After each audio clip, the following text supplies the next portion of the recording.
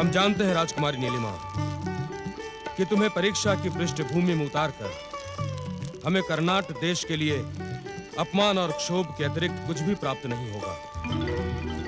तुम्हारी क्षमा याचना सुनकर हमारा क्रोध वैसे भी शांत हो चुका है। हमारी इष्ट देवी माता काली का आशीर्वाद तुम्हें अवश्य प्राप्त होगा।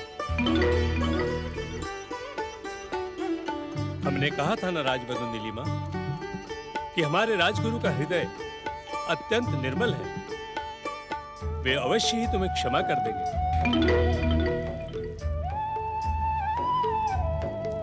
आप धन्य हैं राजगुरु, आपकी जय हो। राजवधू नीलिमा, पिछली सब बातें तुम भूल जाओ और हम भी भूल जाते हैं और अपने पति की सेवा में लीन हो जाओ।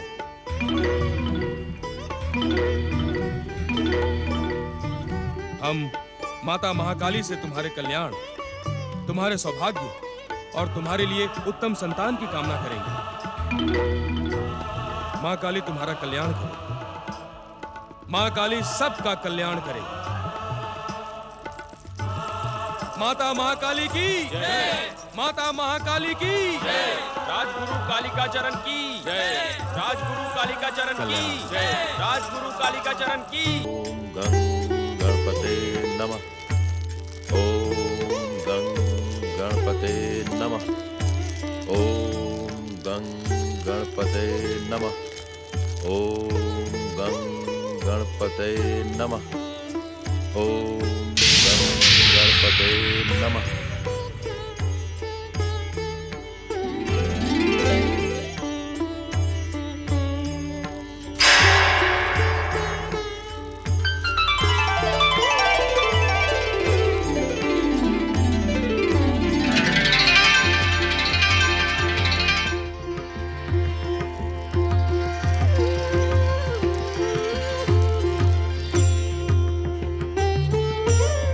मंगल मूर्ति श्री गणेश की जय। गौरी पुत्र श्री गणेश की जय। हे लंबोदर, आपने मेरी वर्षों की साधना सफल कर दी। आपके प्रत्यक्ष दर्शन पाकर मेरा जीवन धन्य हो गया। आपकी भक्ति और आपकी भावना से हम बहुत प्रसन्न हैं कपिल ऋषि। हम जानते हैं कि कहने पर भी आप हमसे कोई भी वरदान नहीं मांगेंगे, परंतु बिना मांगने पर भी आपको अद्भुत वरदान प्रदान करना हमारा धर्म है। यह चिंतामणि रत्न आपकी हर मंगल कामना को पूरा करेगा। इस रत्न के कारण इस आश्रम और आसपास के क्षेत्र में सुख और समृद्धि की वर्षा होगी।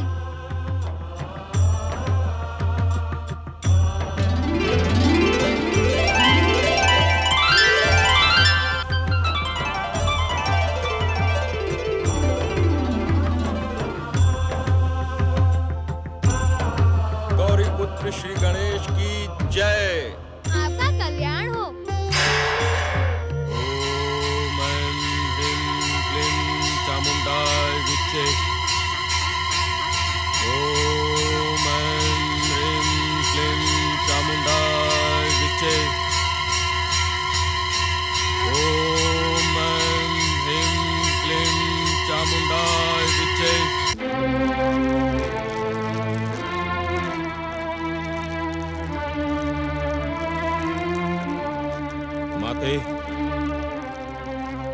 राजवधू नीलिमा के मन में अब भी वो प्रसन्नता नहीं है जो अश्वघोष जैसे पति को पाकर होनी चाहिए। यह बात मैं भली भांति जानता हूं,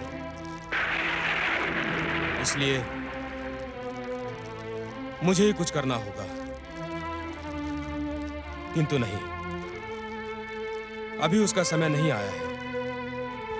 माते, जिस पातालवासी राक्षस को मैंने अपने इस आश्रम में कीलित करके रखा हुआ है, मैं उसकी सहायता से राजवधू नीलिमा की इच्छाओं को बंदी बनाकर रखूंगा। जय महाकाली।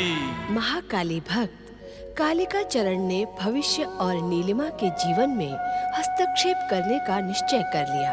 उधर स्वयं को पूर्ण रूप से पति सेवा में समर्पित करके राजवधू नीलिमा ने पिछली बातों को भूलने का प्रयास किया, परंतु वे कपिल ऋषि को नहीं भूल पाई। महाराज विश्वघोष ने अपने पुत्र अश्वघोष को राजपाट सौंपकर अपनी संन्यास घोषणा को पूरा किया। इस बीच समय के साथ राजवधु नीलिमा गर्भवती हुई और कर्नाट राज्य में प्रसन्नता का वातावरण छा गया। दूसरी ओर संसार पर अपनी कृपा बिखेरने के लिए अष्टविनायक मंदिरों के निर्माण में संलग्न गौरी पुत्र श्री गणेश को निरंतर ध्यान मग्न देखकर एक दिन माता पार्वती उनके पास पहुंची।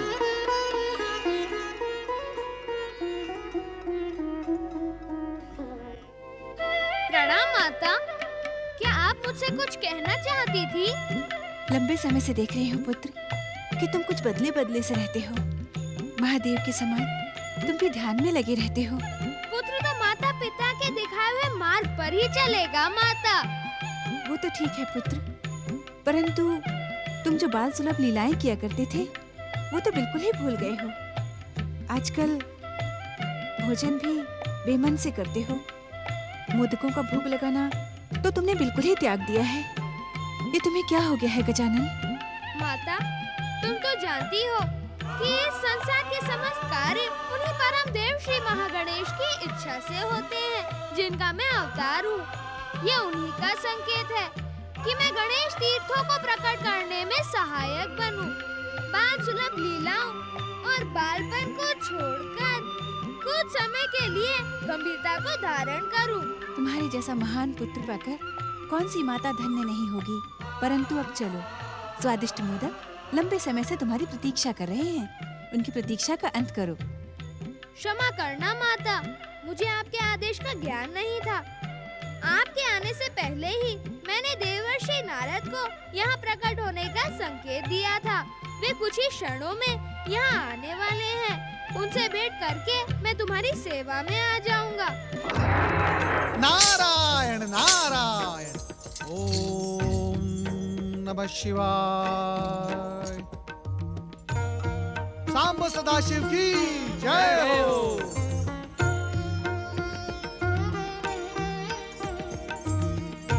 पति परमेश्वराय नमो नमः। प्रणाम माता। माता, गिरिजात्मज गणेश तीर्थ प्रकट होने के पश्चात लंबे समय से आपके दर्शन नहीं हुए, इसीलिए मंगल मूर्ति ने आपको प्रकट होने का संकेत दे दिया है। फिर आप मेरे दर्शनों की बात क्यों कर रहे हैं? जाइए, वो आपकी प्रतीक्षा कर रहा है। पुत्र से माता का स्थान ऊंचा और महान होता है। माता, आपके और भगवान भोलेनाथ के दर्शन किए बिना मैं मंगल मूर्ति की सेवा में कैसे उपस्थित हो सकता हूँ? नारायण नारायण।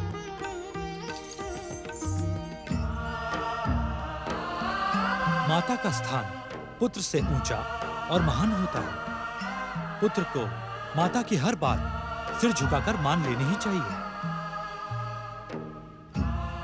यहाँ तर्क वितर्क करने और अपनी जिज्ञासा की पोटली खोलने की कोई आवश्यकता नहीं है। जाइए, गौरी पुत्र सचमुच आपकी प्रतीक्षा कर रहे हैं।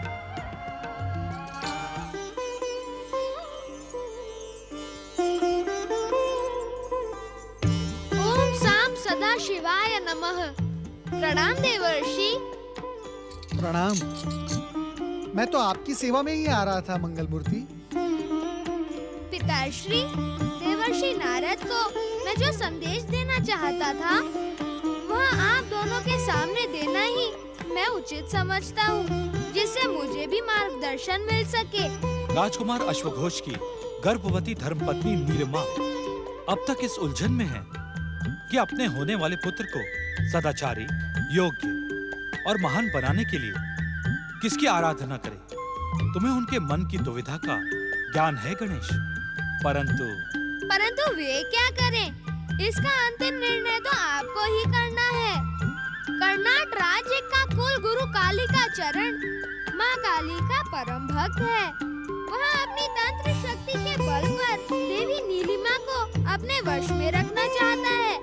पिताश्री, अब आप देवर्षि नारद का मार्गदर्शन करते हुए बताएं कि वे राजकुमारी नीलिमा को क्या संदेश पहुंचाएं, क्योंकि नीलिमा की दुविधा समाप्त करना हमारा धर्म है।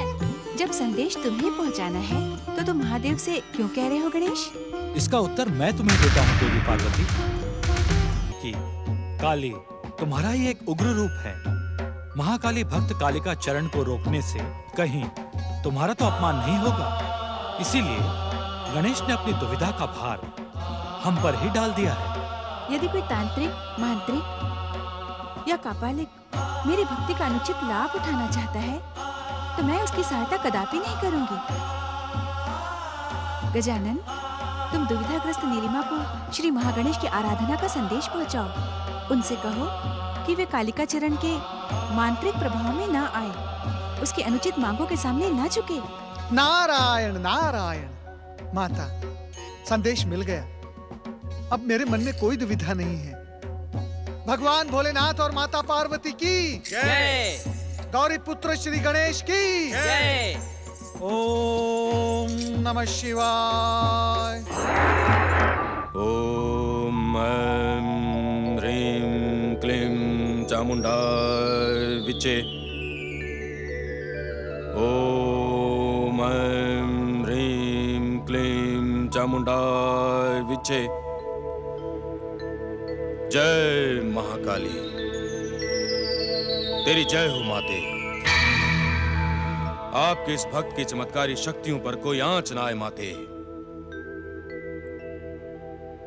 गणेश भक्ति के अभिमान में चूर वो कपिल ऋषि गणेश से प्राप्त चिंतामणि रत्न का सहारा लेकर नए नए चमत्कार दिखा रहा है माते।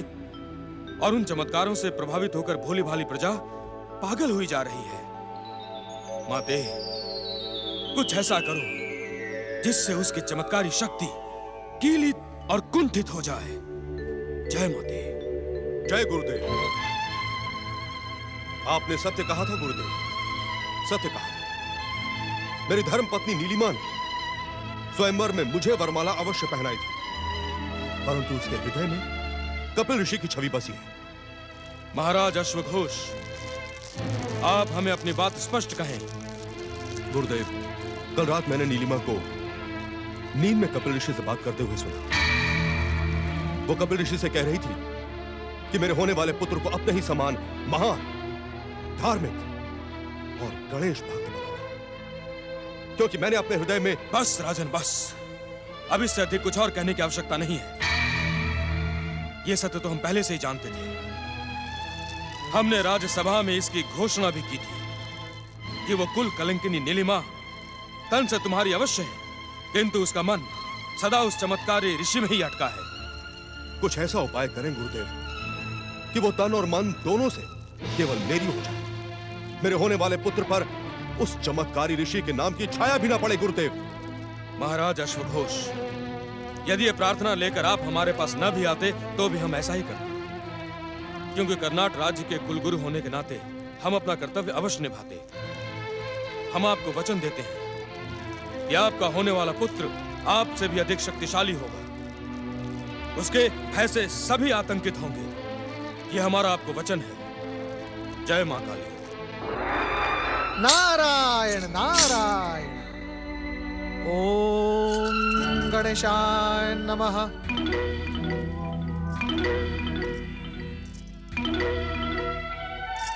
प्रणाम।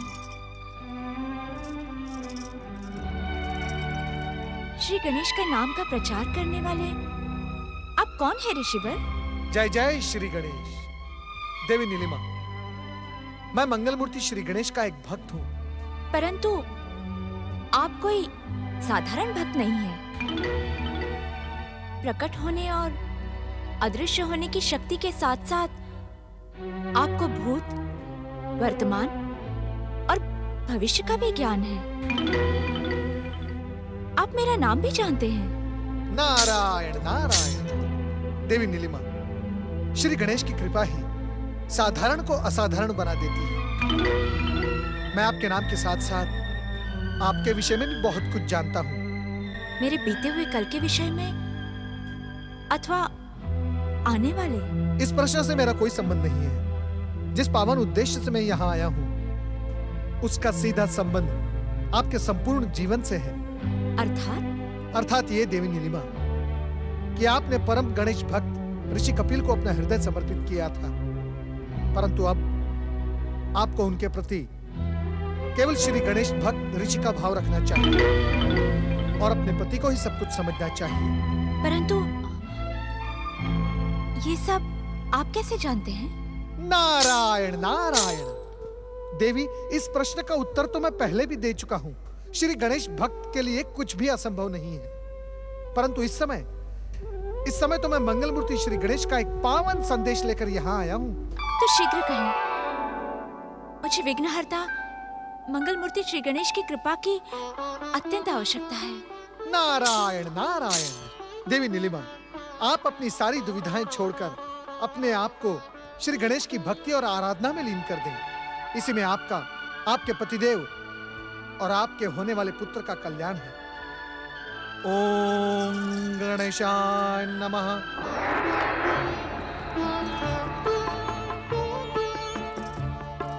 मुझे अवश्य श्री गणेश की आराधना शुरू कर देनी चाहिए।